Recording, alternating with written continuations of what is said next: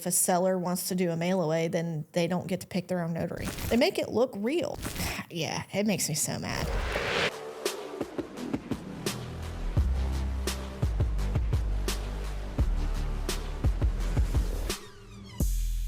Hey everybody, welcome back to the Real Estate Show. I'm Tiffany Weber, a real estate attorney in Mooresville, North Carolina, with offices also in Denver and Huntersville.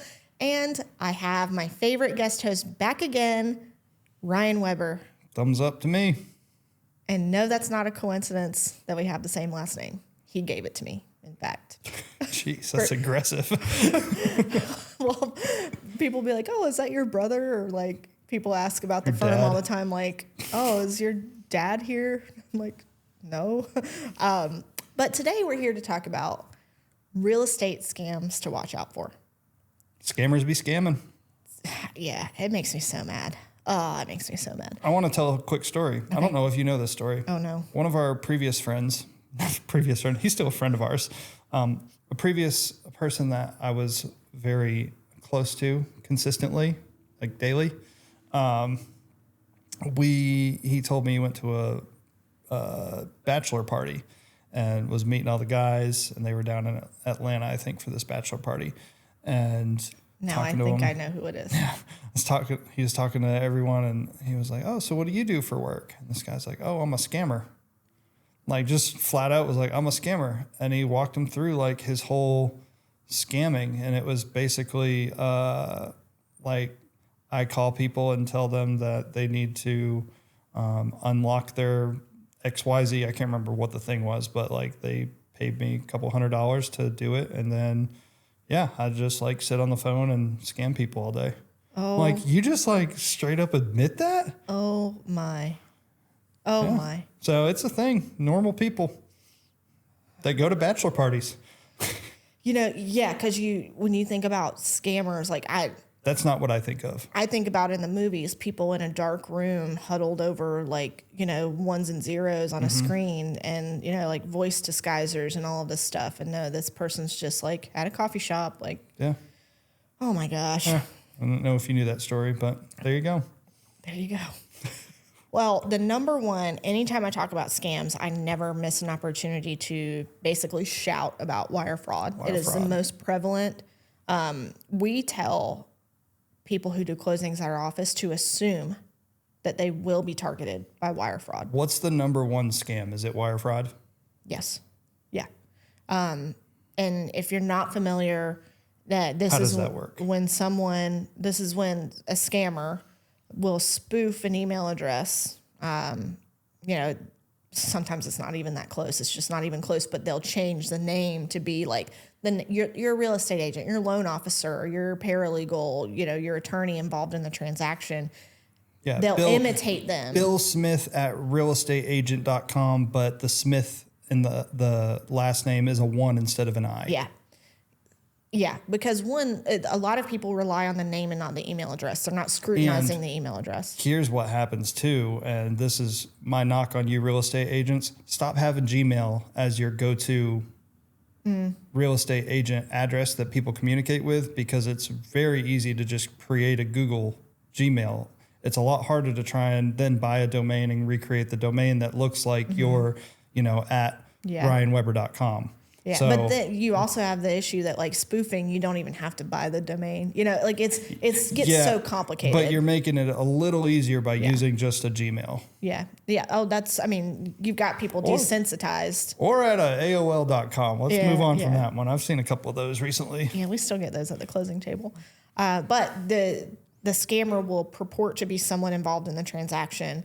They'll say, hey, we've got closing coming up. Here are our wire instructions for you to wire your cash to close. We've got to have it by X number of days in advance or you can't close. Like they're nice, but there's a time element to it usually. And the thing is, there'll be different wiring instructions than what you got. Like most closing attorneys that I know, including us, our initial contact with you with the engagement letter, we're sending you the wiring instructions and saying, these are our only wiring instructions. We will not change them. If you receive any other instructions of where to send your money, they're fake. Don't send money. So that means you need to open and read your emails. Yeah, people will Both. tell us, "Oh, we never got the wire instructions." And I'm like, "Well, you signed the page that the wire instructions are Open on." and read, both real estate agents and buyers and sellers. Yes. And people that will get caught by this scam, like they'll think that so the other person's email was hacked. No, yours was probably, and it's like you're connected to the public Wi-Fi at not your local coffee shop. And Coffee shops getting hated on. That's where it goes down. It goes down in the coffee shop right now. Down in the coffee shop, or any public, any public Wi-Fi. And that's not the only way, but getting the access to your emails. I mean, a scammer will get access to all kinds of people's emails and just hope that somebody's in a real estate transaction. And if that's the case, then they're going after you. So they know, okay, well, you've been corresponding with this person as your agent, or this is the attorney. So I'll just mimic, you got an email from them and this is their signature. Well, I'm just going to copy and paste that. And they make it look real. So, one of the ways to combat that one is compare wiring instructions to what you received originally. Another way is assume that you're going to be the target of a scam so that you scrutinize every email carefully. And then this is the non-negotiable. You never, ever send money by wire to instructions that you have not verified. And when I say verified, I mean by calling where you're sending money at a number that you independently verify. Don't call the number in the signature. Of course, they'll tell you it's correct if you call the number in the signature. Yeah. Find another way to verify the instructions. Business card, Google, website, asking your real estate agent or another person what the phone number is. All of these. Driving to the office to verify. There's plenty of ways. Yes. And if you haven't independently verified the wiring instructions, don't send the money. Don't. That's the only way you can be sure you're sending it to the right places is if you have independently verified. So, and if your money is wired or sent to a scammer, it's very, very difficult. And when I say very, I mean like the 0.1% that you're actually going to get it back. Yeah. It's awful. And it's unfortunately common. It is. There's two scams that I think are the worst scams in real estate, that being one of them. What's the other one? Impersonating a seller fraud. So it's mostly with vacant land. Yeah, that's a new one that popped up recently. Yeah, it's been around a couple of years, but it's gotten increasingly prevalent. It's usually vacant land. Seller does not live near the property. They get their mail to some other address. And there's no mortgage on it. So someone will, a seller will list the property sometimes with a real estate agent. It's probably, at least 30, 40% of the time with the real estate agent. And, another red flag would be that it's listed at or below tax value. It seems too good to be true as far as like, wow, this is a deal. I've got to jump on this. They want a quick close. They can't be at closing and they won't talk by phone or in person or anything like that. That's because they're not really the seller. So things that we try to do to combat that is, one, when we get a vacant lot, we'll always send a letter to the address that's on record with the county tax office. So if you're not having your correct or mailing address, make sure you update that. Right. To say, hey, we're excited that, to be involved in this closing. As part of our scam prevention efforts, we're just wanting to confirm that you are, in fact, listing this property for sale. If you are, you don't need to do anything. But if you're not, please call us immediately. And then another thing is if a seller wants to do a mail away, then they don't get to pick their own notary. You can't do it because, of course, the notary is going to be fake too. So we actually have two. And that's something that we had to adapt to. Yeah. But it wasn't something that it's because of this scam that we've now said you can't, if you're not using your own attorney and closing at that other attorney's office, then we will arrange the notary. You can't. Yeah. You kind of have two stories with this. One I remember you being on the phone with a real estate agent that was like, I've got a listing and I can't get a hold of them. I just want to confirm and they had gone so far to like, I think they had either gone under contract or like started receiving offers, and they were trying to figure it out. And Under contract. yeah. And they were like, you had to sadly say, I don't think you're getting commission for this because this isn't a real person. This is a scam.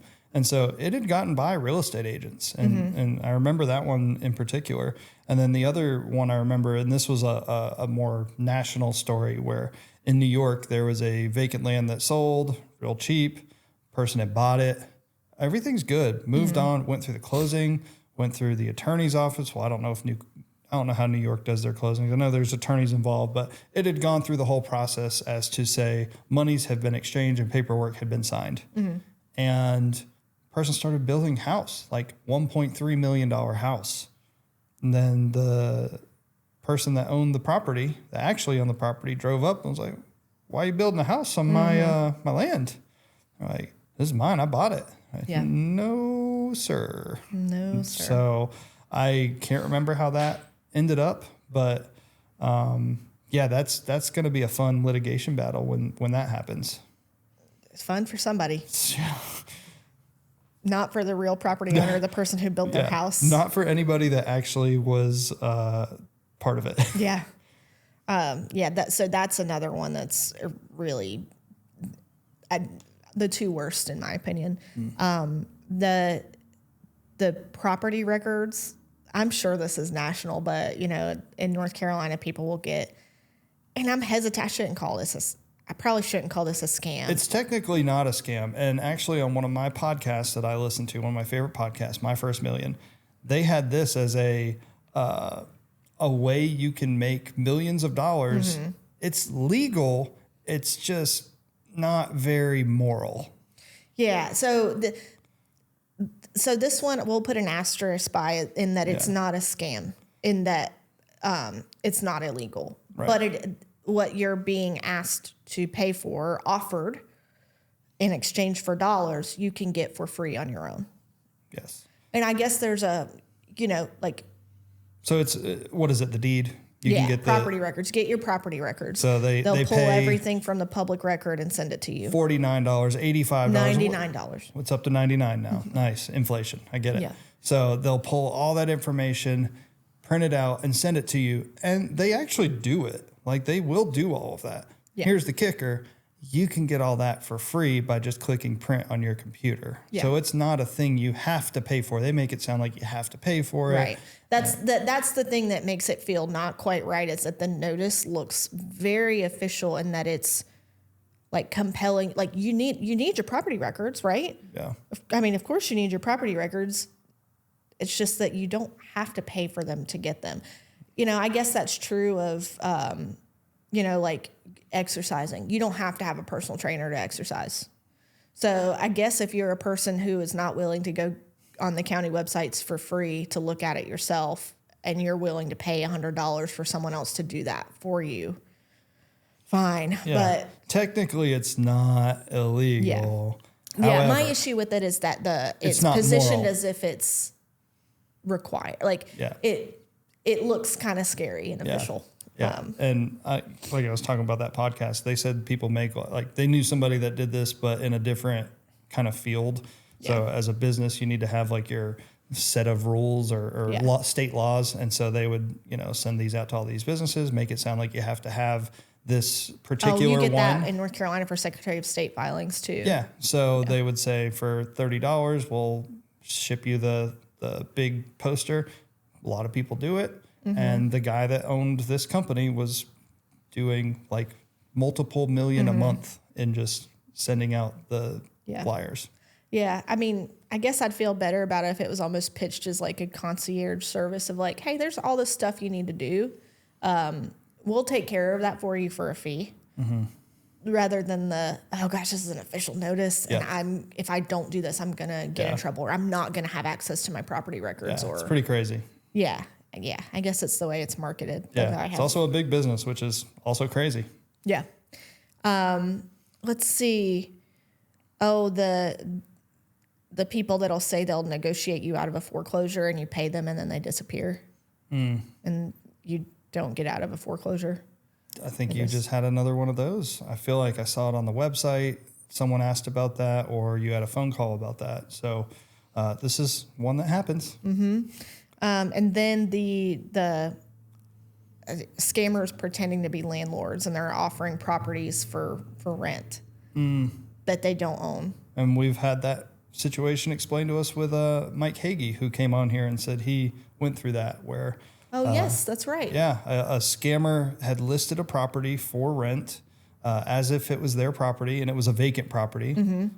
Person that came in, paid their money, had lived there for a couple months, and then they got kicked out by the actual owner of the house. Yeah. And so who's at fault? You know, like now this person's homeless and they've been losing money to someone. It's a bad situation. Yeah.